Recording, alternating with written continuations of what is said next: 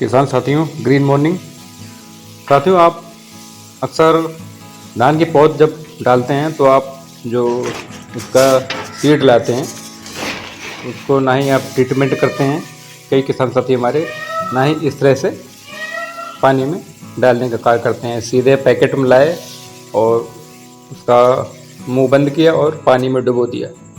इस प्रकार ये प्रक्रिया करने से जो हमारे ख़राब सीड्स होते हैं वो पानी के ऊपर तैरने लगते हैं। आप चाहे तो इसमें थोड़ा नमक भी डाल सकते हैं, लेकिन इस नमक डालने के बाद आपको कम से कम 2 बार धान की धुलाई करनी पड़ेगी।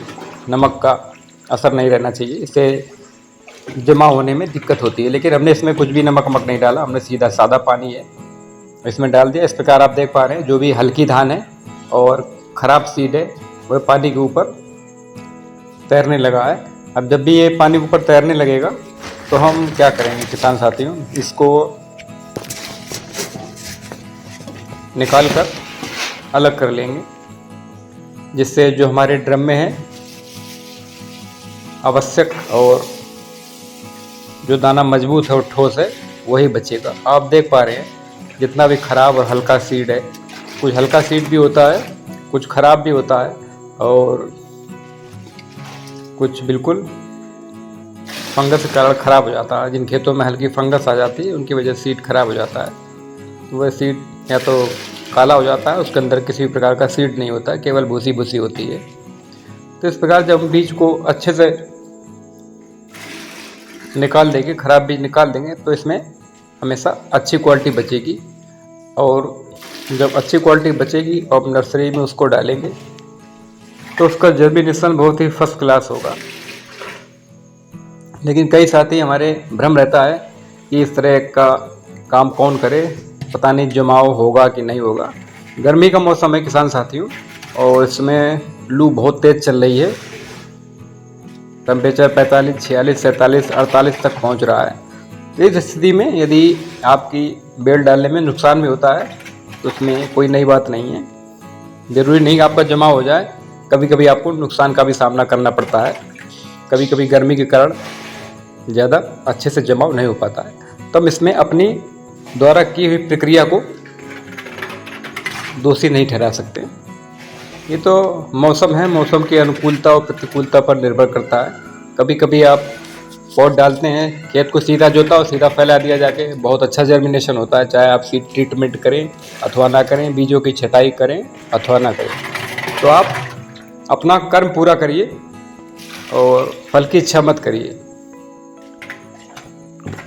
आप अपना कर्म बराबर करिए। जो एक नियमित और सामान्य प्रक्रिया है उसको अपनाने से बचे नहीं, क्योंकि जितने भी इस समय बासमती धान आ रही हैं, चाहे 17-18 हो, चाहे 16-92 हो, चाहे 15-09 हो, इन सभी में बकानी रोग आने की संभावना बहुत ज़्यादा रहती है। इसलिए आपको कोशिश करनी चाहिए, यदि आप सीड को पानी में फुलाते समय इसमें ट्रीट नहीं करते हैं तो आप मिट्टी को अब उसको शोधित कर लें, यानी कि भूमि उपचार कर लें। मिट्टी में मिला दें। यदि आप 1 बीघे में पौध डालना चाह रहे हैं तो उसमें करीब आप 1.5 से 2 किलो ट्राइकोडर्मा विरिडी का इस्तेमाल करें। इससे आपके जो जड़ वाले फंगस हैं वो नहीं आएगी। और खाद की संतुलित मात्रा प्रयोग करें। यदि अब गर्मी बहुत ज़्यादा पड़ रही है तो आप डीएपी का इस्तेमाल नहीं भी करेंगे तो भी चलेगा। अगर आपके पास उपलब्ध है तो आप डीएपी डाल सकते हैं, क्योंकि ज़्यादा गर्मी में खाद का इस्तेमाल नहीं करना चाहिए यदि आपका खेत बहुत अच्छी अवस्था में है। जब बीज का जमाव हो जाए 10 से 15 दिन में, तब हमें पहली खाद दे देनी चाहिए। और जब हम बीज की फुला लेते हैं पूरी तरह, तब इसको पैकेट में इस तरह भर के रख दिया जाता है 24 घंटे के लिए। 24 घंटे ही हमें बीज को फुलाना, ना कम ना ज़्यादा। 24 घंटे ही जर्मिनेशन के लिए रखना है इस तरह। और हल्का पानी का छींटा मार सकते हैं, और नहीं मारेंगे तो भी कोई दिक्कत नहीं। वैसे अगर अच्छा जर्मिनेशन आपको चाहिए तो आप बिल्कुल भी पानी का छींटा मत मारिए। अंदर बिल्कुल धान को गर्म हो जाना चाहिए, इससे आपका जो कल्ले हैं वो बहुत अच्छी तरह से निकलेंगे। और आप देख पा रहे हैं कल्ले हमारे बनकर तैयार हो गए हैं। अब हम अपने खेतों में आ गए हैं किसान साथियों। आप देख पा रहे हैं इसमें अलग अलग क्यारियाँ बना दी हैं और इसमें हमारा एक किसान मित्र पाटा लगाने का काम कर रहा है। इसमें पहले हमने कल्टीवेटर से इसकी जुताई करवाई थी, इसके बाद इसको रोटावेटर से जुतवाया, सूखा, इसके बाद पानी भर दिया अब इसमें पाटा लगवा रहे हैं। किसान साथियों, जब भी आप पाटा लगाएं तो पाटा को थोड़ा स्पीड में लगाएं, जिसमें पानी में मिट्टी की लेयर अच्छी बन जाए। इससे चलने से जो मिट्टी है वो पानी में घुलने लगती है, यानी कि आसपास तैरने लगती है। और जब सीड डालेंगे तो सीड के ऊपर मिट्टी कुछ बैठनी चाहिए, इससे हमारा सीड का जमाव बहुत अच्छा होता है। किसान साथियों, जब भी आप पौध तैयार करें अपने खेतों में तो सीधा रोटावेटर से जुताई ना करवाएं, उसकी 2-3 बार कल्टीवेटर से जुताई अवश्य कराएं। और पौध के लिए ज़्यादा गहरी जुताई की आवश्यकता नहीं होती है। पौध के लिए हमेशा 3 से 4 इंच 5 इंच तक अधिकतम कल्टीवेटर से जुताई करवानी चाहिए। इसके बाद रोटावेटर से आप जुता सकते हैं। यदि आपकी पास व्यवस्था नहीं है इस तरह की, खेत गीला हो गया है, तो आप कधारा चला सकते हैं, यानी कि पानी भरे में आप रोटावेटर को चला सकते हैं। क्योंकि गर्मियों में ज़्यादातर मिट्टी की लेयर है आधा इंच तक कम से कम बीज के ऊपर होनी चाहिए, तो आपका बीज का जो जर्मिनेशन है बहुत अच्छा होगा। बीज खुला रहेगा तो आपको पानी के लिए ज़्यादा ध्यान रखना पड़ेगा। ज़रा सी भी पानी कम हुई, मौसम गर्म हुआ, क्योंकि इस समय लू बहुत ज़्यादा चल रही है, तो फिर हमारा जो जर्मिनेट होगा वो गर्म पानी के कारण नष्ट होने की उसकी संभावना बढ़ जाती है। तो इस प्रकार किसान साथियों, जब भी आप पाटा लगाएं, यदि आपने भूमि उपचार नहीं किया है तो इस समय आप मिट्टी में मिला के ट्राइकोडर्मा इसमें खेत में बिखेर सकते हैं। उसके 10 से 15 मिनट बाद आप अपने सीड का छिड़काव कर सकते हैं। सीड का छिड़काव करते हुए समय हमें काफ़ी सावधानियां रखनी चाहिए। उसमें कई बार जूट के बोरे में रखने से गांठें टाइप की बन जाती है। हमें पहले मिक्स करके हाथ से उसको मिला देना चाहिए बीज को। बीज का फैलाव, जब बीज का फैलाव करना होगा तो हमें बीज को पहले सभी को अलग कर लेना होगा। कई बार बीज में गांठें सी बन जाती है मिक्स होकर, जब उसमें फुटाव होता है तो पहले बीज को बाहर निकाल कर उसको हम आपस में जो जुड़े हुए बॉन्ड होते हैं उनको तोड़ लेंगे और एक सा कर लेंगे बिल्कुल, जिससे मिट्टी को नहीं भुरभुरी करके फैलाते हैं तब अच्छी फैलती है। उसी प्रकार सीड के साथ भी हमें ऐसा ही करना है। किसान साथियों, क्यारियाँ आप देख पा रहे हैं, इसमें 2-3 तरह की धान पड़ेगी। यदि आपका चक एरिया काफ़ी लंबा है तो उसमें आप 1-2 पार्ट कर लें, इससे आपको पानी भरने और पानी निकालने में ज़्यादा सुविधा होगी।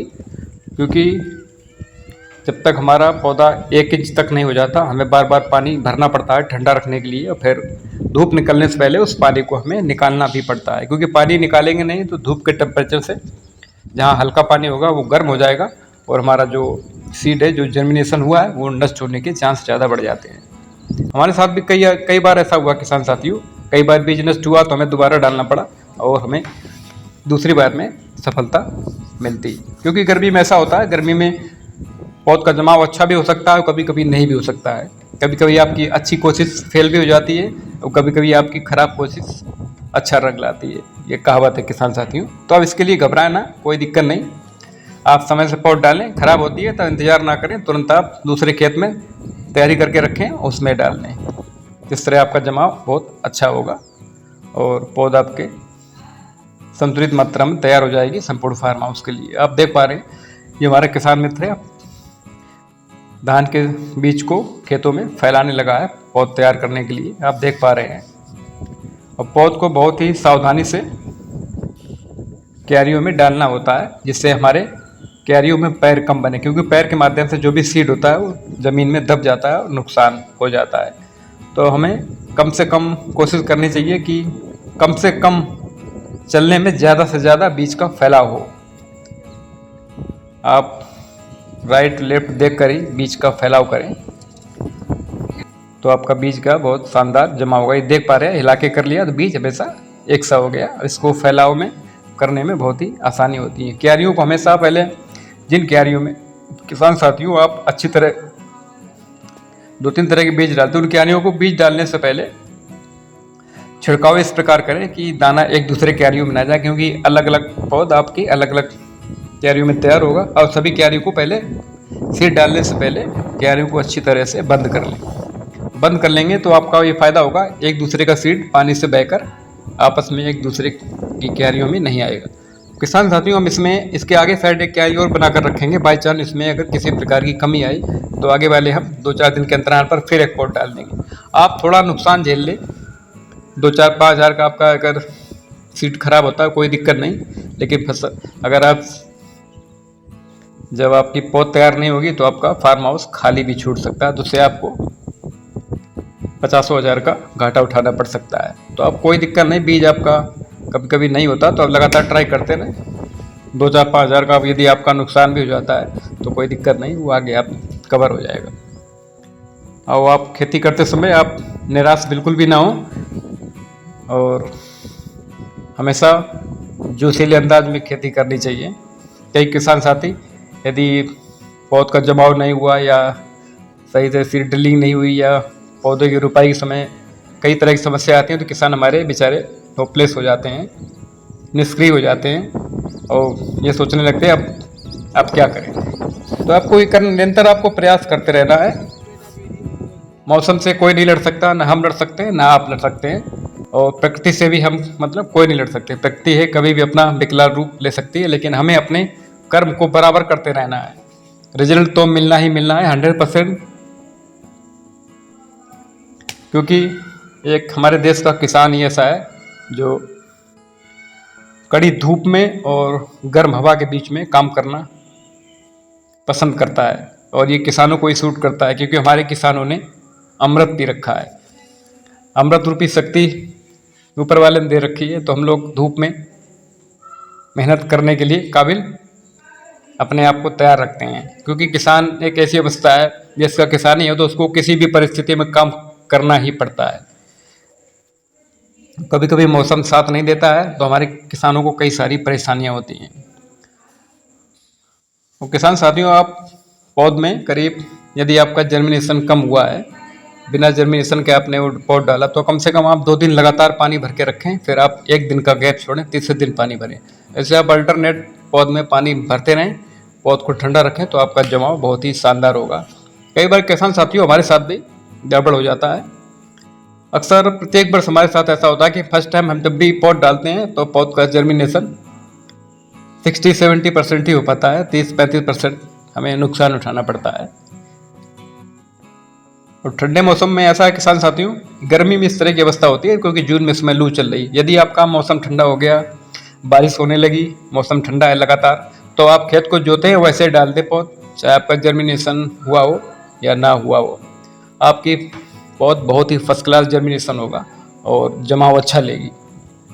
ठंडा मौसम धान की पौध के लिए सूटेबल होता है। ठंडा मौसम में आप कहीं भी जुताई करके पौध डाल दो उटपटांग तरीके से, आपकी फर्स्ट क्लास जमेगी और आपको किसी प्रकार का कोई नुकसान नहीं होगा। लगभग 90% जर्मिनेशन होता है जब ठंडा मौसम होता है। गर्म मौसम में जरूरी नहीं आपका 90% भी जमा हो सकता है और 50% भी जमा हो सकता है, कुछ भी हो सकता है। तो आप इसमें घबराएं नहीं, अब अपना कर्तव्य करते रहिए और कोशिश ये करें कि आप सही समय में हमेशा शाम के समय पानी लगाएं और सुबह पानी को 7 बजे से पहले खेत से निकाल दें। और जब भी आप पौध डालें तो अभी शाम के समय ही डालें। यदि मौसम ठंडा है तो आप 24 घंटे में किसी भी समय पौध को डाल सकते हैं।